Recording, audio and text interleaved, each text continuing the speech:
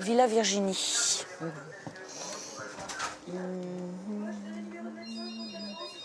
Bon, ben on y va. Qu'est-ce qui se passe là? Hein?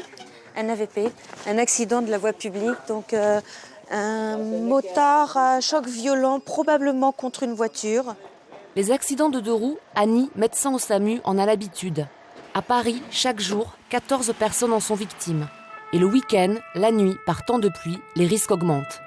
On a aussi envoyé l'équipe parce que c'est potentiellement grave. 75 par unité se présente. Deux roues contre VL ou deux roues spontanées? Contre la VL, Oui. en doublant par la droite, elle l'a percuté environ à 50 km/h. D'accord. Il y a du sang quand même. Ça a pas mal saigné, oui. Il s'agit d'un scooter, un livreur de pizza. Apparemment, le choc a été violent. Il est en observation dans le camion des secours. Elle est importante, la plaie? Oui, mais il n'y a pas d'artère touchée. Il y a pas ouais. C'est bien. Ouais. Et sinon, vous vous souvenez de ce qui s'est passé? Non, je crois que je me suis pris une voiture qui a ouvert sa porte, je crois, je ne me rappelle plus du tout. Vous n'êtes pas allé trop vite? Ouais. Non, comme je suis bridé à 50, je risquais pas de dépasser. Il présente une plaie au niveau du cou qui aurait été provoquée par la lanière du casque. Hein, il était donc bien casqué, il n'a pas présenté de traumatisme crânien, il est tombé mais il n'a pas présenté d'autres traumatismes. Pour l'instant, le bilan est plutôt rassurant. Plus de peur que de mal. Le livreur va s'en tirer avec une grosse cicatrice. Mais il a peut-être lui aussi sa part de responsabilité dans l'accident. Ce qui s'est passé n'est pas tout à fait ce qu'il nous a raconté. Il doublait pas à gauche mais il doublait à droite. Et le monsieur n'a pas pu ouvrir sa porte puisque c'est un véhicule avec des portes coulissantes. Donc, est-ce qu'il a glissé? Est-ce que le monsieur, avec sa voiture, a fait une embardée? Difficile à savoir. À Paris, les deux roues rivalisent d'imprudence. En cause, une vitesse excessive et une conduite dangereuse. Dans les rues de la capitale, comme dans toutes les grandes villes, chacun s'arrange avec le code de la route. Ligne blanche, couloir de bus, piste cyclable, remontée de fil, sans interdit.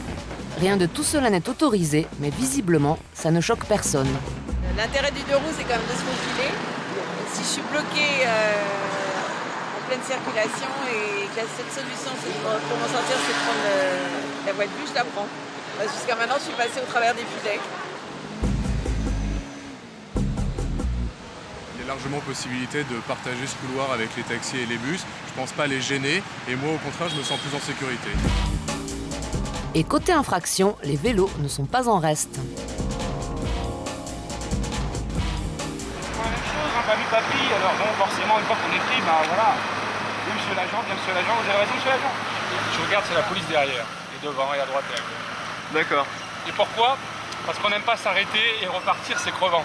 Disons que les petits scooters comme moi s'entendent pas avec les motards, à mon avis, que les motards s'entendent pas avec les voitures et que personne s'entend avec les piétons et les vélos. Quand je roule en bécane, j'engueule les vélos, mais quand je roule à vélo, j'engueule les motards. Donc c'est totalement névrotique comme histoire.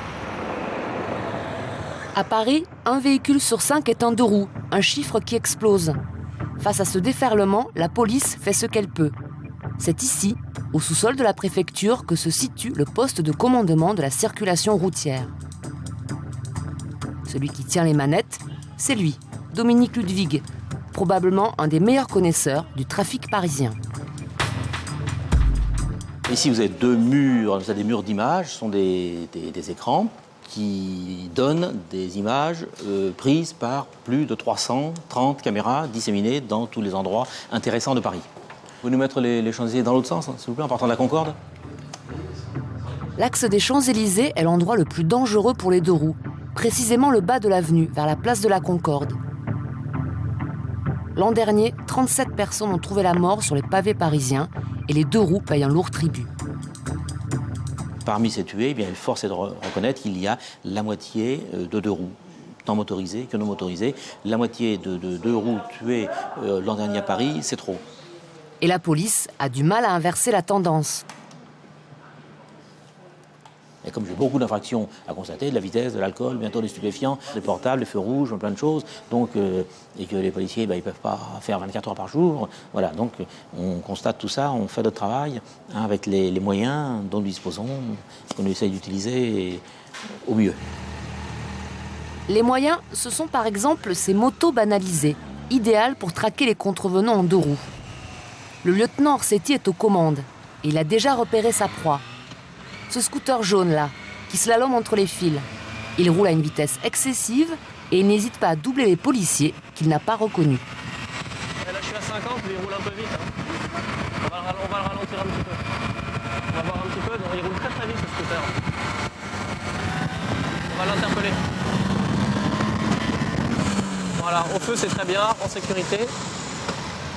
Bonjour monsieur, c'est la police. Mettez sur le côté, merci.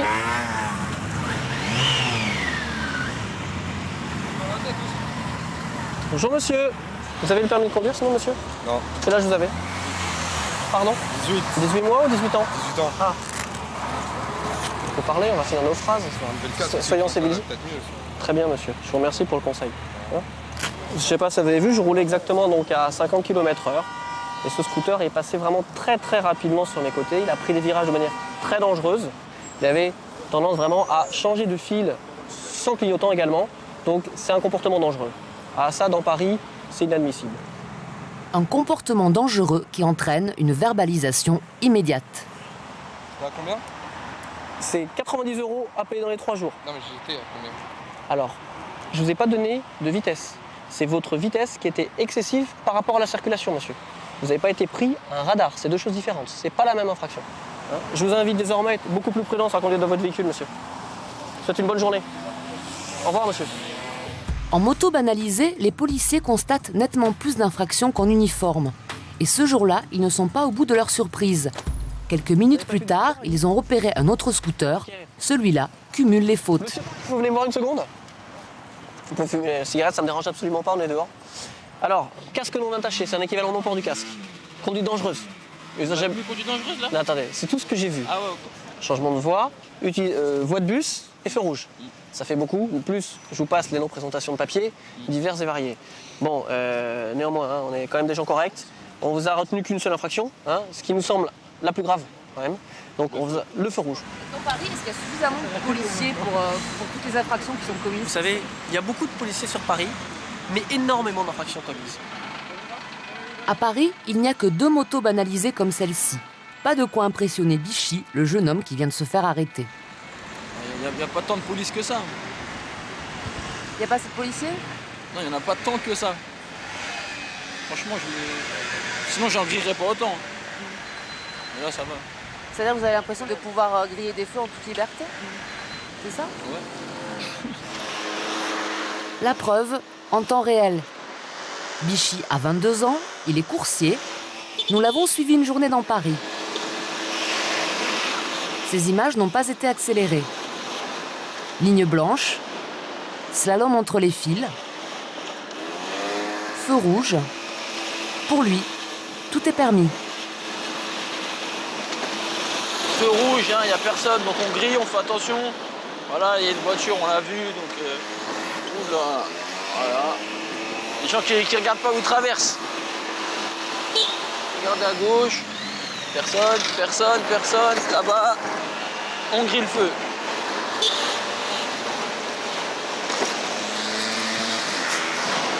Voilà, voie de bus, il n'y a personne et je ne vois pas pourquoi elle n'est pas autorisée au scooter, celle-là, aux 2 roues plutôt. Rien n'effraie Bichy, pas même le montant prétendu de ses amendes. Ah, je dois un bon paquet. Franchement, sans mentir, je dois minimum, et je suis gentil, 35 000 € minimum. Bichy livre des sandwichs. Même s'il n'est pas payé à la course, il n'a pas de temps à perdre. Son patron affirme ne pas l'encourager. Il faut respecter, il y a des règles, même si c'est plus lent, il faut prendre le temps. Et voilà, il faut respecter les codes de la route et la loi. C'est tout. Et je ne vais pas le savoir, c'est pas mon problème. Mais c'est pour ça que vous l'employez, parce qu'il est rapide? Il est indépendant chez moi, voilà. Il est complètement indépendant. Bichy fait 25 courses en 3 heures. Conduire vite, ça fait quand même un peu partie du boulot. Ça me fait gagner du temps. Au lieu de mettre une demi-heure, je vais mettre 10 minutes pour arriver quelque part. Tu sais que c'est dangereux pour toi? Non, je sais ce que je fais. Je connais la route. Bichy se défend d'être inconscient. Oh, c'est pas bien grave, hein, c'est pas méchant. Hein. Tu as déjà eu des accidents? Ouais, j'ai déjà fait plein d'accidents même. C'est en tombant qu'on apprend. Et quand Bichy s'arrête au feu, c'est pas par hasard. Il y a les flics, hein. Devant, il y a les flics. Faut toujours avoir l'œil. Toujours avoir l'œil. Pourtant, les policiers ne sont pas toujours faciles à repérer. Parmi les moyens mis en place, il y a celui-ci. Un gardien de la paix en civil posté à un carrefour. Ouais, scooter bleu qui est sur la voie de bus là.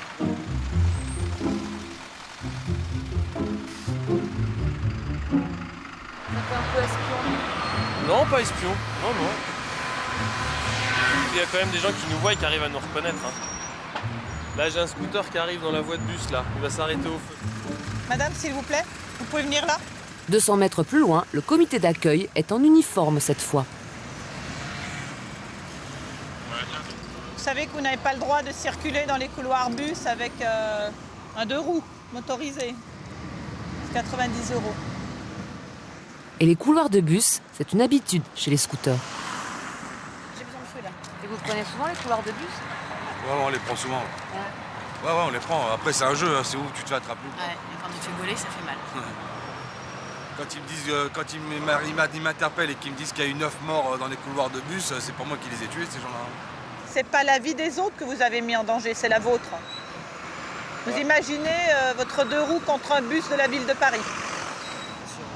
Malgré plusieurs infractions, les policiers choisiront de n'en retenir qu'une, comme souvent. Apparemment, j'ai grillé une ligne blanche, j'ai roulé en sens interdit et je roulais sur le couloir de bus. Donc normalement, je devais écoper de 180 €. Non, 270 €. Je n'ai eu que 90 €. Vous l'avez échappé belle là. J'ai eu beaucoup de chance. Et vous avez un peu joué avec le feu aussi, non? Mais on joue tous avec le feu. Le dispositif a l'air d'être bien rodé, et pourtant, il y a ceux qui se font arrêter. Ouais, un scooter noir casque gris là qui vient de faire le feu rouge là devant la gare là. Il vient de le faire là. Il continue. Il est sur la voie de gauche. Ouais, voie de gauche. Il arrive à votre niveau. Et les autres? Oui, reçu.